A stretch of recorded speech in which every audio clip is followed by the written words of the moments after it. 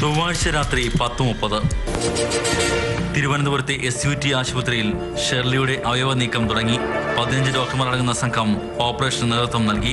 അവയവദാനത്തിന് ഷെർലിയുടെ കുടുംബാംഗങ്ങൾ സമ്മതം മൂളിയതോടെയാണ് തിരുവനന്തപുരം മെഡിക്കൽ കോളേജിൽ നിന്നും കൊച്ചി അമൃത ആശുപത്രിയിൽ നിന്നും തിരുവനന്തപുരം കണ്ണാശുപത്രിയിൽ നിന്നും ഡോക്ടർമാരെത്തിയത്. നീണ്ട 4 മണിക്കൂർ നേരത്തെ ഓപ്പറേഷൻ. സമയം പുലർച്ചെ 2:45. ഷെർലിയുടെ കണ്ണുകളുമായി തിരുവനന്തപുരം റീജിയണൽ ഇൻസ്റ്റിറ്റ്യൂട്ട് ഓഫ് ഒഫ്താൽമോളജിയിലെ ഡോക്ടർമാർ പുറത്തേക്ക് വന്നു. സമയം പുലർച്ചെ 2:55. തിരുവനന്തപുരം മെഡിക്കൽ കോളേജിലെ ഡോക്ടർമാർ വൃക്കകളുമായി ആശുപത്രിയിൽ നിന്ന് പുറത്തേക്ക്. പുലർച്ചെ 3:05. കരളുമായി കൊച്ചി അമൃത ആശുപത്രിയിലെ മെഡിക്കൽ സംഘം പുറത്തേക്ക് വന്നു. പുറപ്പെടാൻ തയ്യാറായി. പ്രത്യേക സജ്ജീകരണങ്ങളുമായി ആംബുലൻസും പൈലറ്റായി പോലീസ് വാഹനവും.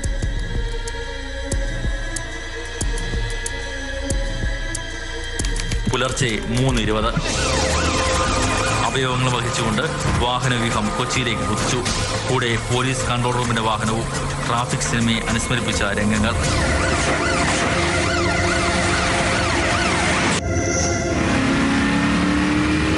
സാധാരണഗതിയിൽ 5 മണിക്കൂർ നേരം വേണ്ട യാത്ര അടിയന്തര സാഹചര്യം കണക്കിലെടുത്ത് വളരെ കൂടിയ വേഗത്തിൽ 2.5 മണിക്കൂർ കൊണ്ട് വാഹനം കൊച്ചി നഗരത്തിൽ. തിരുവനന്തപുരം SUT ആശുപത്രിയിൽ നിന്ന് അവയവങ്ങളുമായി വരുന്ന വാഹനത്തെ കാത്ത് ഞങ്ങൾ ഇടപ്പള്ളിയിൽ നിന്നു. രാവിലെ 5:40 മരിച്ച ഷേർലിയുടെ കരളുമായുള്ള ആംബുലൻസ് ഇടപ്പള്ളിയിലെത്തി. അവിടെ നിന്ന് മിനിറ്റുകൾക്കകം അമൃത ഇൻസ്റ്റിറ്റ്യൂട്ട് ഓഫ് മെഡിക്കൽ സയൻസസിലേക്ക്. റിട്രീവൽ ടീം ലീഡർ ഡോക്ടർ ഉണ്ണികൃഷ്ണനും സംഘവുമാണ് കൊച്ചിയിലേക്കുള്ള യാത്രയിൽ ഒപ്പമുണ്ടായിരുന്നത്.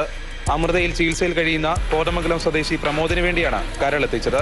ഡൊണേറ്റ് ചെയ്ത രോഗിക്ക് മറ്റ് അസുഖങ്ങളൊന്നുമില്ല. റിലേറ്റീവ്ലി ചെറുപ്പമായിട്ടുള്ള ഒരാളാണ്. ആ ഒരു സന്ദിഗ്ധ ഘട്ടത്തിൽ ഫാമിലി മുന്നോട്ട് വന്ന് ഡൊണേറ്റ് ചെയ്യാൻ തുനിഞ്ഞതിൽ ഞങ്ങൾക്ക് അവരോട് നന്ദിയുണ്ട്.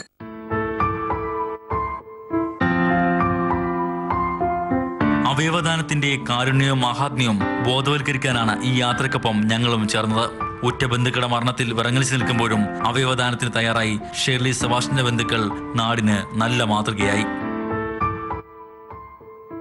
ക്യാമറമാൻമാരായ ബോണിക്കും ആന്റണി ഗ്രിഗറിക്കും റിപ്പോർട്ടർ റിബിൻ രാജുവിനൊപ്പം ദീപക് പോൾ, മാതൃഭൂമി ന്യൂസ്.